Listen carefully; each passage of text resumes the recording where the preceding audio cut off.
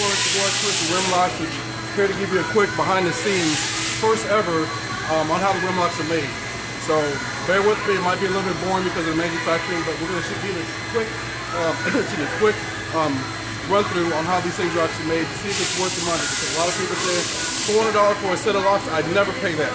Well, there's a reason for that. They're made here in the States, right here in Tampa, Florida. We've got a couple different shops that actually make these. When these guys can't keep up with them, we're getting more and more orders, so more and more teams are being ordered as well. They're not made out of cheap steel, okay? So we're going to show you the process here real quick. Hopefully you can hear me because the machines are running. So right now, the starting process on what we do is get a bar of steel. It's a round stock, so whatever that length is, we get it over here, we bring it in, and we cut it to size. So whether it's titanium, heat treated, it doesn't matter. Bring it to the saw. We have to cut everything down to size. Okay, so we just can't make it out of this, obviously. So all of your keys, all of your blanks, all of your locks and everything, start from here. The saw comes down and cuts it. It automatically feeds. Same thing with this bar over here as well. So are you getting ready to start this machine? Nope, not yet. Okay. Okay, that'll work. So we're going to start that a little bit later. But anyway, feed to the machine over there. So we have different styles and different sizes, obviously. So the reason why our locks actually work because they're different diameters. Every hole has a different diameter for the most part. Your aftermarket are around 1 inch. Then you've got your, like American Fords, you've got your specialty Fords, you've got your fuel Fords, you've got your Boston, you've got your Rohanas, you've got all those different types, and the holes are different. So we give you different and custom locks to fill up that inner diameter so they can't put that socket around it. So real quick, this socket, every shop has this. And if you don't, then you don't know what you're doing. But every shop has this. It has reverse threads on this. And basically, it will fit over any of the current locks that are out there. So basically, what they're going to do is slam it on top of it, let it bite into it, and it's going to turn off. And again, you've probably seen this in a couple of my videos. This is a prime example on one that actually will have the socket slammed on top of it. And then you can see the grooves, hopefully on the camera. It's put on top of that. They turn it, turn it, turn it. It bites into your lock. And it releases the torque, and it comes off. One piece, you're done. So everybody's like, well, I have my key in the house, I have my glove box, and they get it. They don't need the key. Everybody knows it. The same thing with this style, that's not a lock. This style, that is not a lock, people. You've got these on your vehicles right now. It's a spline lock and a regular umbrella lock. And then you have a small diameter lock, quote unquote. It's the same thing. They can get these things off. Everybody has a key. We'll go over that in another video. So back over here to the steel real quick, we actually have the different diameters like we said. So if you have a 1 inch, you've got your 1 inch here, 1.25 inches, 1.5 inches, 1 1/8 inches, and so forth and so on. So that whole diameter is what dictates the actual lock that we send you. So we just don't have a set of locks that sit on the shelf and we just send you and hope for the best. All the ones that we just showed you, those are one size fits all. So if you've got a Dodge Charger, you got a Dodge Challenger, you got some SRT8 wheels, it's going to be the same lock, the same pattern, the same key. Even if they don't have your key, they can still get it off. Again, all of this is custom. So there's a reason why we're doing this video, to show them behind the scenes on what it takes to actually run this machine here, cut every single slice of every key, every size precision. Once we get that done, we get the blanks up. We're going to come over here. Give you an idea on some of the actual manufacturing. When you manufacture or manufacturing shops across the country, they hit the button, they run all the parts. That's your manufacturing. All these here, they're the same size, the same part, the same diameter, same thing here. They're running thousands and hundreds of the same parts. That's actual manufacturing. But what we're doing is not conventional. So it doesn't matter what shop. We've been doing this for over 17 years, and I've used tons of different shops. Everybody can bake a cake. You bake the same way or one way, they bake theirs one way, that shop bakes theirs the same way. So everybody has their own twist on doing our parts to come out with the same results, but it's never the same. So again, with the manufacturer, we have a couple lathes over here, a couple mills over here. Right now the guys are at lunch, so we're going to have a little bit of quiet time right now to get this explained. So this is one of the mini mills here. And again, you set up the fixture, hit the button, let the machine run, and you get all your parts. That's your conventional manufacturing. Everyone is done by hand. Again, conventional manufacturing. You run your parts, they're all done. Same thing. Run your parts, the same thing. Now again, with the Rimlox, what we've done, we've got different machines that we have to wait for. So when you place your order, sometimes we do have it in stock and sometimes we don't. If we're running a bunch of 1415s and they actually have the 1-inch diameter that we need or whatever pattern, then we can actually squeeze that in there. We can run that. If not, you gotta wait till the next batch. So all the orders are normally placed in by Fridays. Every Friday, throughout that week, all those orders are placed. 5 p.m. Eastern Standard Time, we get these over to the engineer here so they can design the pattern. They gotta determine what size steel we're gonna use. We have to determine what shape they're gonna be. We have to determine what the diameter is as well as the thread pitch. So we've got a BMW factory wheel. We got a BMW aftermarket wheel. The factory wheel has a ball seating and the aftermarket has a cone seating. So there's two different setups right there. Then you've got a Charger, then you've got a Lamborghini, then we've got a Porsche, then we've got a Ferrari, then we've got a Honda. It goes on and on and on. All of these are custom. Again, we don't just have one lock that fits them all. We have to make every single lock separate from the other. So let's get that straight right now so we can understand that there's more to it than 4 pieces of metal as some people have stated. So again, when you cut these things, just to kind of give you a little behind the scenes, each one of these tool holders goes into the machine and is sucked in here and is held. You have to have the correct tool holder to actually cut the part. This will come in here, it sucks it in there. This is a changer right here, comes in, it switches around. We're going to see this a little bit later in action as far as how they work with the setup with the Rimlox.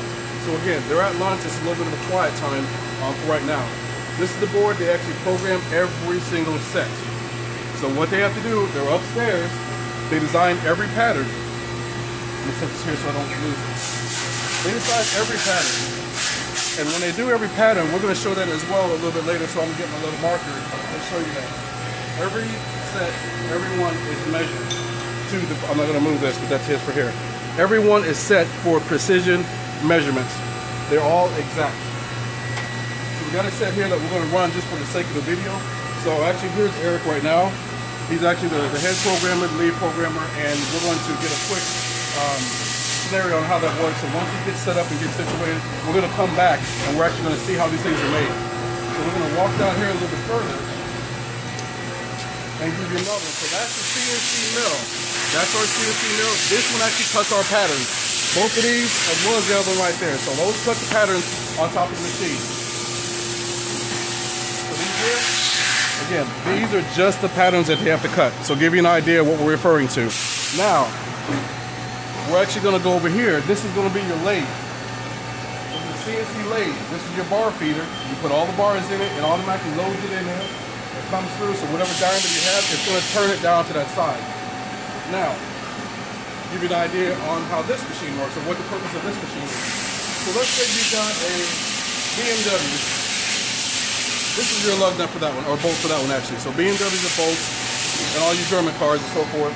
And then you've got, let's say, a Mercedes, whatever that vehicle would be. So whatever that lock you have or whatever lug nut bolts you have, we can decide that we can make every one exactly the same with our twist on it. So this one right here, as you notice, there's going to be a shank on it where there's no thread where the actual brakes or the actual wheel will sit on. Then you're threaded to go actually into the brakes. This is key because if we don't have this right and we don't have this precision, we don't just mold these out, core mold, and then have limited number of patterns, and then ship them over here to the States, and then you turn around and give you free locks and lugs. There's a reason for that also. So again, with every one of these, we have to program the diameter, this angle, the little lip, the seating, the diameter of the shaft itself, the length of the shaft. There is a little bit of a bevel, you can't see that, but there's a bevel on that as well. And then you have the length of the thread. So let's say you're running spacers or you're running adapters. We have to know to get that exact one because we can actually customize it so that that spacer and adapter can be made with that particular bolt that you're looking for. So not only do you have that one, you've got this one here and you've got this one here.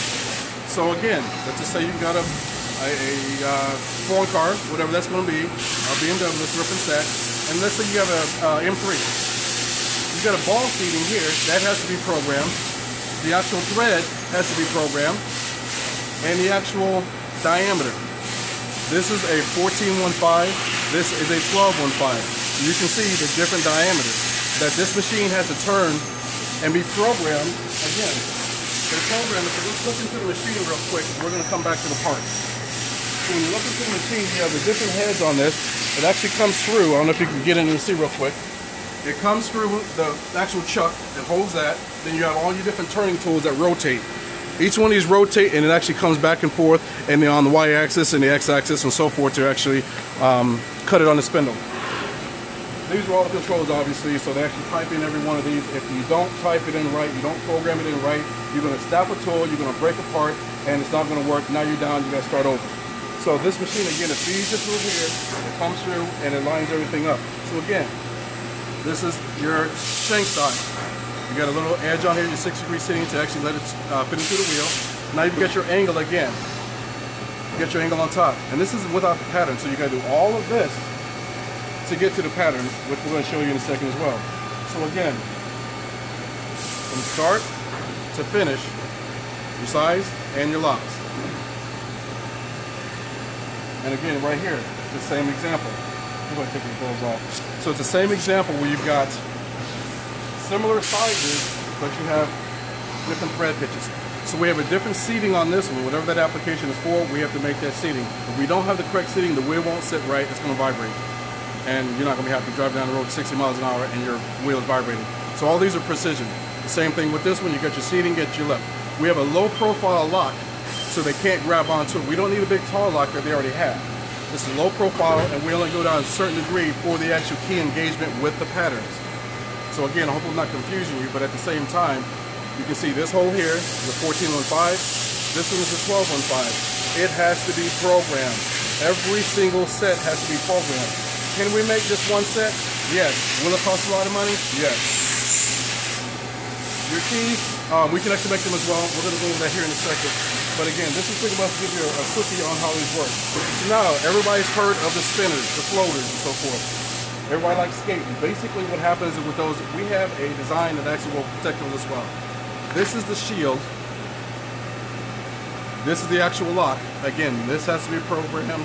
The size, the top of it, the thread pitch, the diameter, the whole nine. This is programmed.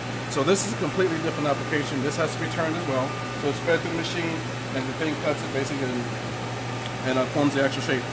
The lock actually fits inside this. It's a pre-spinning sleeve, so they can't grab onto it.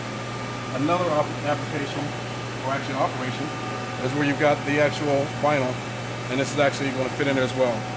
So this keeps it from backing out, and then you also have a piece that actually is a stainless steel, and these are laser cut. So again, another application, another handling.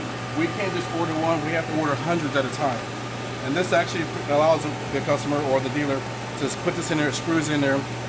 Basically when it's on your wheel, the actual stud will come through and it'll fit like that basically. So that just gives you an idea. We'll talk about the floaters a little bit later because it's a little bit more in depth. These are a little bit more expensive because it is, again, there's multiple parts to one single lock. But with this lock, we protect your faces, your wheels, and your tires, the whole setup. If they steal any of those, we buy you another set. Now ask yourself real quick, call you guys up, call your shop. Are your Gorilla locks guaranteed? Are your McGuard guaranteed? Are your spine? Are your spikes? Are any of those locks guaranteed? Ask yourself. What would you do if they're stolen? Everybody says, oh, I'm going to put on my insurance. That's another story as well, because it doesn't work as clear and dry or clear and cut as you think it would be. It's not going to work out that way.